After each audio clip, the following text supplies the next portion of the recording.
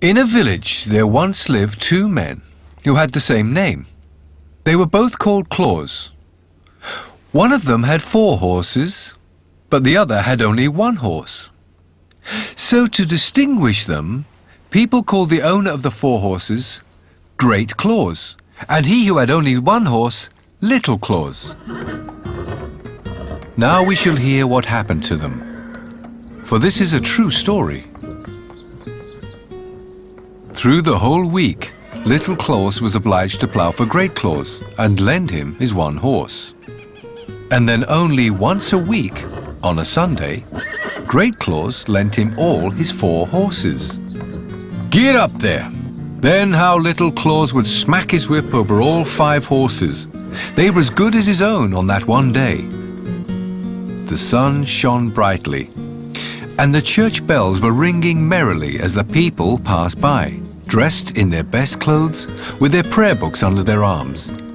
They were going to hear the clergyman preach. They looked at Little Klaus ploughing with his 5 horses, and he was so proud that he smacked his whip and said, "Get up there, my 5 horses!" "You mustn't say that," said Big Klaus, "for only one of them belongs to you."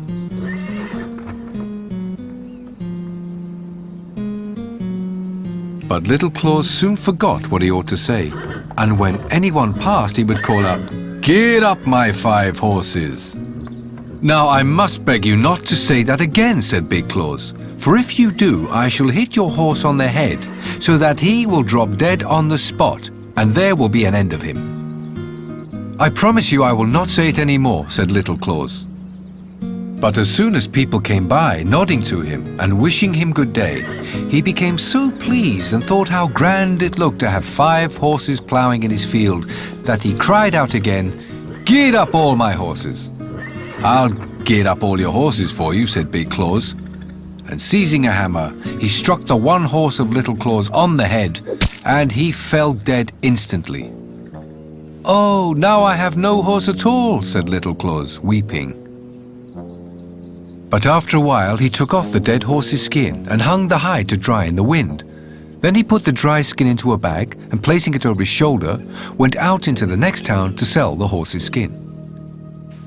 He had a very long way to go and had to pass through a dark, gloomy forest. Presently a storm arose and he lost his way, and before he discovered the right path, evening came on, and it was still a long way to the town and too far to return home before night. Near the road stood a large farmhouse. The shutters outside the windows were closed, but light shone through the crevices at the top. "I might get permission to stay here for the night," thought Little Klaus. So he went up to the door and knocked. The farmer's wife opened the door, but when she heard what he wanted, she told him to go away, as her husband would not allow her to admit strangers. "Then I shall be obliged to lie out here," said Little Klaus to himself, as the farmer's wife shut the door in his face. Near to the farmhouse stood a large haystack, and between it and the house was a small shed with a thatched roof. "I can lie up there," said Little Klaus as he saw the roof. "It will make a marvelous bed, but I hope the stork will not fly down and bite my legs," for on it stood a living stork whose nest was in the roof. So Little Klaus climbed to the roof of the shed, and while he turned himself to get comfortable, he discovered that the wooden shutters, which were closed, did not reach to the tops of the windows of the farmhouse, so that he could see into a room in which a large table was laid out with wine, roast meat, and a splendid fish. The farmer's wife and the sexton were sitting at the table together, and she filled his glass and helped him plenteously to fish, which appeared to be his favorite dish. "If I could only get some too," thought Little Klaus, and then, as he stretched his neck towards the window, he spied a large, beautiful pie. Indeed, they had a glorious feast before them. At this moment, he heard someone riding down the road towards the farmhouse. It was the farmer returning home. He was a good man, but still he had a very strange prejudice. He could not bear the sight of a sexton. If one appeared before him, he would put himself into a terrible rage. In consequence of this dislike, the sexton had gone to visit the farmer's wife during her husband's absence from home, and the good woman had placed before him the best she had in the house to eat. When she heard the farmer coming, she was frightened and begged the sexton to hide himself in a large empty chest that stood in the room.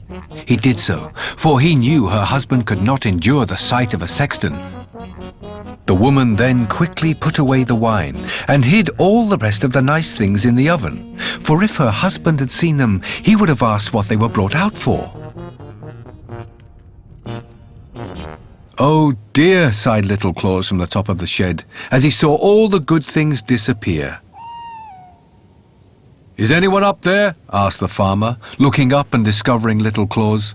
"Why are you lying up there? Come down and come into the house with me." So little Klaus came down and told the farmer how he had lost his way and begged for a night's lodging. "All right," said the farmer, "but we must have something to eat first." The woman received them both very kindly, laid the cloth on a large table, and placed before them a dish of porridge. The farmer was very hungry, and ate his porridge with a good appetite. But little Klaus could not help thinking of the nice roast meat, fish, and pies, which he knew were in the oven. Under the table at his feet lay the sack containing the horse's skin, which he intended to sell at the next town. Now little Klaus did not relish the porridge at all, so he trod with his foot on the sack under the table, and the dry skin squeaked quite loud. "Hush!" said little Klaus to his sack, at the same time treading upon it again, till it squeaked louder than before. "Hello, what have you got in your sack?" asked the farmer. "Oh, it's a conjurer," said little Klaus, "and he says we need not eat porridge, for he has conjured the oven full of roast meat, fish, and pie." "Wonderful!" cried the farmer, starting up and opening the oven door, and there lay all the nice things hidden by the farmer's wife, but which he supposed had been conjured there by the wizard under the table. The woman dared not say anything, so she placed the things before them, and they both ate of the fish, the meat, and the pastry. Then little Klaus trod again upon his sack, and it squeaked as before. "What does he say now?" asked the farmer. "He says," replied little Klaus, "that there are 3 bottles of wine for us standing in the corner by the oven." So the woman was obliged to bring out the wine also, which she had hidden, and the farmer drank it till he became quite merry. He would have liked such a conjurer as little Klaus carried in his sack. "Could he conjure up the evil one?" asked the farmer. "I should like to see him now while I am so merry." "Oh, yes," replied little Klaus. "My conjurer can do anything I ask him, can you not?" he asked, treading at the same time on the sack till it squeaked. "Do you hear? He answers yes. But he fears that we shall not like to look at him." "Oh, I am not afraid. What will he be like?" "Well, he is very much like a sexton." "Ha!" said the farmer. "Then he must be ugly. Do you know I cannot endure the sight of a sexton? However, that doesn't matter. I shall know who it is, so I shall not mind.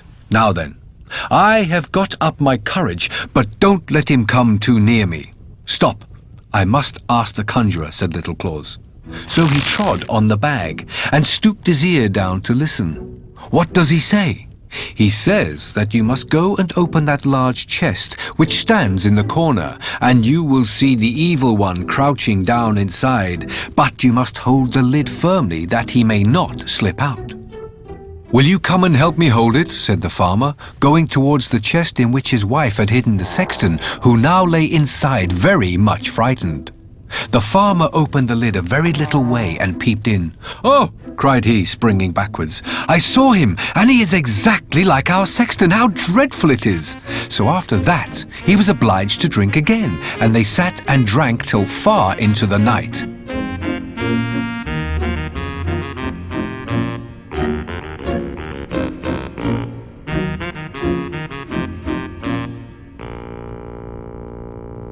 "You must sell your conjurer to me," said the farmer. "Ask as much as you like, I will pay it. Indeed, I would give you directly a whole bushel of gold." "No, indeed, I cannot," said little Klaus. "Only think how much profit I could make out of this conjurer." "But I should like to have him," said the farmer, still continuing his entreaties. "Well," said Little Claus at length, "you have been so good as to give me a night's lodging, I will not refuse you. You shall have the conjurer for a bushel of money, but I will have quite full measure." "So you shall," said the farmer. "But you must take away the chest as well. I would not have it in the house another hour. There is no knowing if he may not be still there." So Little Claus gave the farmer the sack containing the dried horse's skin, and received in exchange a bushel of money, full measure. The farmer also gave him a wheelbarrow on which to carry away the chest and the gold. "Farewell," said Little Claus, as he went off with his money and the great chest, in which the sexton lay still concealed. On one side of the forest was a broad, deep river. The water flowed so rapidly that very few were able to swim against the stream. A new bridge had lately been built across it, and in the middle of this bridge Little Claus stopped and said, loud enough to be heard by the sexton, "Now, what shall I do with this stupid chest? It is as heavy as if it were full of stones. I shall be tired if I roll it any farther. So I may as well throw it in the river. If it swims after me to my house, well and good, and if not, it will not much matter." So he seized the chest in his hand and lifted it up a little, as if he were going to throw it into the water. "No, leave it alone!" cried the sexton from within the chest. "Let me out first!" "Oh!" exclaimed Little Claus, pretending to be frightened. "He's in there still, is he? I must throw him into the river, that he may be drowned." "Oh no, cried the sexton. "I will give you a whole bushel full of money if you will let me go." "Why, that is another matter," said Little Claus, opening the chest. The sexton crept out, pushed the empty chest into the water, and went to his house. Then he measured out a whole bushel full of gold for Little Claus, who had already received one from the farmer, so that now he had a barrowful. "I have been well paid for my horse," said he to himself when he reached home, entered his own room, and emptied all his money into a heap on the floor. "How vexed Great Claus will be when he finds out how rich I've become all through my one horse. But I shall not tell him exactly how it all happened." Then he sent a boy to Great Claus to borrow a bushel measure. "What can he want it for?" thought Great Claus. So he smeared the bottom of the measure with tar, that some of whatever was put into it might stick there and remain. And so it happened, for when the measure returned, 3 new silver florins were sticking to it. "What does this mean?" said Great Claus. So he ran off directly to Little Claus and asked, "Where did you get so much money?" "Oh, for my horse's skin. I sold it yesterday." "It was certainly well paid for then," said Great Claus, and he ran home to his house, seized a hatchet, and knocked all his 4 horses on the head, flayed off their skins, and took them to the town to sell. "Skins, skins, who'll buy skins?" he cried as he went through the streets. All the shoemakers and tanners came running and asked how much he wanted for them. "A bushel of money for each," replied Great Claus. "Are you mad?" they all cried. "Do you think we have money to spend by the bushel?" "Skins, skins," he cried again. "Who'll buy skins?" But to all who inquired the price, his answer was, "A bushel of money." "He is making fools of us," said they all. Then the shoemakers took their straps and the tanners their leather aprons and began to beat Great Claus. "Skins, skins," they cried, mocking him. "Yes, we'll mark your skin for you till it is black and blue. Out of the town with him," said they, and Great Claus was obliged to run as fast as he could. He had never before been so thoroughly beaten. "Ah," said he as he came to his house, "Little Claus shall pay me for this. I will beat him to death." Meanwhile, the old grandmother of Little Claus died. She had been cross, unkind, and really spiteful to him. But he was very sorry, and took the dead woman and laid her in his warm bed to see if he could bring her to life again. There he determined that she should lie the whole night, while he seated himself in a chair in a corner of the room, as he had often done before. During the night, as he sat there, the door opened, and in came Great Claus with a hatchet.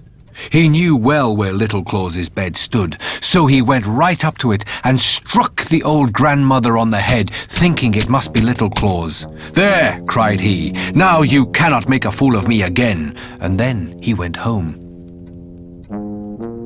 "That's a very wicked man," thought Little Klaus. "He meant to kill me. It's a good thing for my old grandmother that she was already dead, or he would have taken her life." Then he dressed his old grandmother in her best clothes, borrowed a horse of his neighbor and harnessed it to a cart. Then he placed the old woman on the back seat so that she might not fall out as he drove, and rode away through the wood.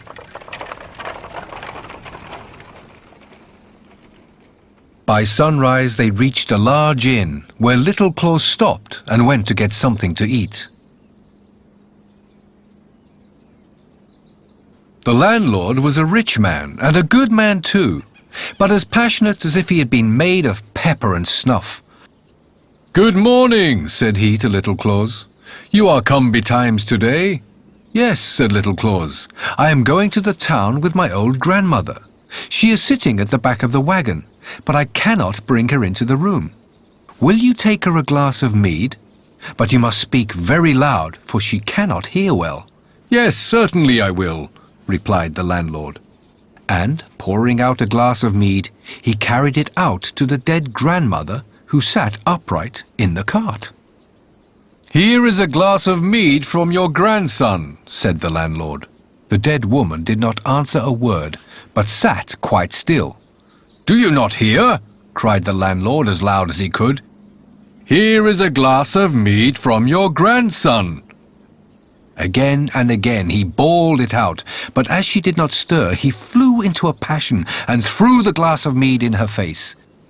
It struck her on the nose, and she fell backwards out of the cart, for she was only seated there, not tied in. "Hello!" cried Little Klaus, rushing out of the door and seizing hold of the landlord by the throat. "You have killed my grandmother. See, here is a great hole in her forehead." "Oh, how unfortunate," said the landlord, wringing his hands. "This all comes of my fiery temper. Dear Little Klaus, I will give you a bushel of money. I will bury your grandmother as if she were my own. Only keep silent, or else they will cut off my head, and that would be disagreeable." So it happened that Little Klaus received another bushel of money, and the landlord buried his old grandmother as if she had been his own. When Little Klaus reached home again, he immediately sent a boy to Great Klaus, requesting him to lend him a bushel measure. "How is this?" thought Great Klaus. "Did I not kill him? I must go and see for myself." So he went to Little Klaus and took the bushel measure with him. "How did you get all this money?" asked Great Klaus, staring with wide open eyes at his neighbor's treasures. "You killed my grandmother instead of me," said Little Klaus, "so I have sold her for a bushel of money." "Well, that's a good price at all events," said Great Klaus. So he went home, took a hatchet, and killed his old grandmother with one blow. Then he placed her on a cart and drove into the town to the apothecary, and asked him if he would buy a dead body. "Whose is it, and where did you get it?" asked the apothecary. "It's my grandmother," he replied. "I killed her with a blow, that I might get a bushel of money for her." "Heaven preserve us!" cried the apothecary. "You're out of your mind! Don't say such things, or you will lose your head." And then he talked to him seriously about the wicked deed he had done, and told him that such a wicked man would surely be punished. Great Klaus got so frightened that he rushed out of the surgery, jumped into the cart, whipped up his horses, and drove home quickly. The apothecary and all the people thought him mad and let him drive where he liked. "You shall pay for this," said Great Klaus as soon as he got into the high road. "That you shall, Little Klaus." So as soon as he reached home, he took the largest sack he could find and went over to Little Klaus. "You have played me another trick," said he. "First I killed all my horses, and then my old grandmother, and it is all your fault. But you shall not make a fool of me any more." So he laid hold of Little Claus around the body and pushed him into the sack, which he took on his shoulders, saying, "Now I'm going to drown you in the river." He had a long way to go before he reached the river, and Little Claus was not a very light weight to carry. The road led by the church, and as they passed, he could hear the organ playing and the people singing beautifully. Great Claus put down the sack close to the church door and thought he might as well go in and hear a psalm before he went any farther. Little Claus could not possibly get out of the sack, and all the people were in church, so in he went.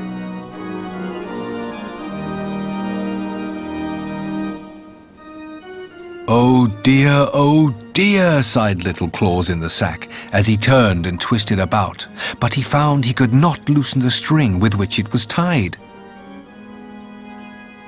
Presently, an old cattle driver with snowy hair passed by, carrying a large staff in his hand, with which he drove a large herd of cows and oxen before him. They stumbled against the sack in which lay Little Claus and turned it over. "Oh dear," sighed Little Claus, "I am very young, yet I am soon going to heaven." "And I, poor fellow," said the drover, "I who am so old already cannot get there." "Open the sack," cried Little Claus. "Creep into it instead of me, and you will soon be there."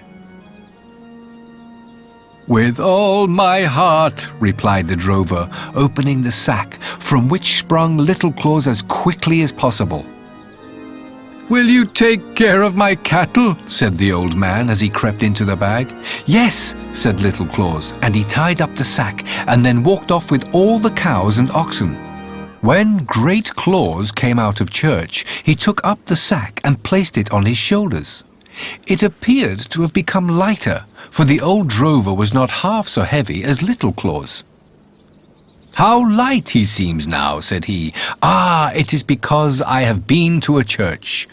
So he walked on to the river, which was deep and broad, and threw the sack containing the old drover into the water, believing it to be Little Claus. "There you may lie," he exclaimed. "You will play me no more tricks now." Then he turned to go home. But when he came to a place where two roads crossed, there was Little Claus driving the cattle. "How is this?" said Great Claus. "Did I not drown you just now?" "Yes," said Little Claus. "You threw me into the river about half an hour ago." "But wherever did you get all these fine beasts?" asked Great Claus. "These beasts are sea cattle," replied Little Claus. "I'll tell you the whole story, and thank you for drowning me. I am above you now. I am really very rich. I was frightened, to be sure, while I lay tied up in the sack, and the wind whistled in my ears when you threw me into the river from the bridge, and I sank to the bottom immediately. But I did not hurt myself, for I fell upon beautifully soft grass which grows down there, and in a moment the sack opened, and the sweetest little maiden came towards me. She had snow-white robes and a wreath of green leaves on her wet hair. She took me by the hand and said, 'So you are come, Little Claus, and here are some cattle for you to begin with. About a mile further on the road there is another herd for you.' Then I saw that the river formed a great highway for the people who live in the sea. They were walking and driving here and there from the sea to the land at the spot where the river terminates. The bed of the river was covered with the loveliest flowers and sweet fresh grass. The fish swam past me as rapidly as the birds do here in the air. How handsome all the people were, and what fine cattle were grazing on the hills and in the valleys." "But why did you come up again?" said Great Claus. "If it was all so beautiful down there, I should not have done so." "Well," said Little Claus, "it was good policy on my part. You heard me say just now that I was told by the sea maiden to go a mile further on the road, and I should find a whole herd of cattle. By the road she meant the river, for she could not travel any other way. But I knew the winding of the river and how it bends, sometimes to the right and sometimes to the left, and it seemed a long way, so I chose a shorter one. And by coming up to the land and then driving across the fields back again to the river, I shall save half a mile and get all my cattle more quickly." "What a lucky fellow you are!" exclaimed Great Claus. "Do you think I should get any sea cattle if I went down to the bottom of the river?" "Yes, I think so," said Little Claus. "But I cannot carry you there in a sack. You're too heavy. However, if you will go there first and then creep into a sack, I will throw you in with the greatest pleasure." "Thank you," said Great Claus. "But remember, if I do not get any sea cattle down there, I shall come up again and give you a good thrashing." "No, now, don't be too fierce about it," said Little Claus as they walked on towards the river. When they approached it, the cattle, who were very thirsty, saw the stream and ran down to drink. "See what a hurry they're in," said Little Claus. "They are longing to get down again." "Come, help me, make haste," said Great Claus, "or you'll get beaten." So he crept into a large sack which had been lying across the back of one of the oxen. "Put in a stone," said Great Claus, "or I may not sink." "Oh, there's not much fear of that," he replied. Still, he put a large stone into the bag and then tied it tightly and gave it a push. Plump! In went Great Claus and immediately sank to the bottom of the river. "I'm afraid he will not find any cattle," said Little Claus, and then he drove his own beasts homeward.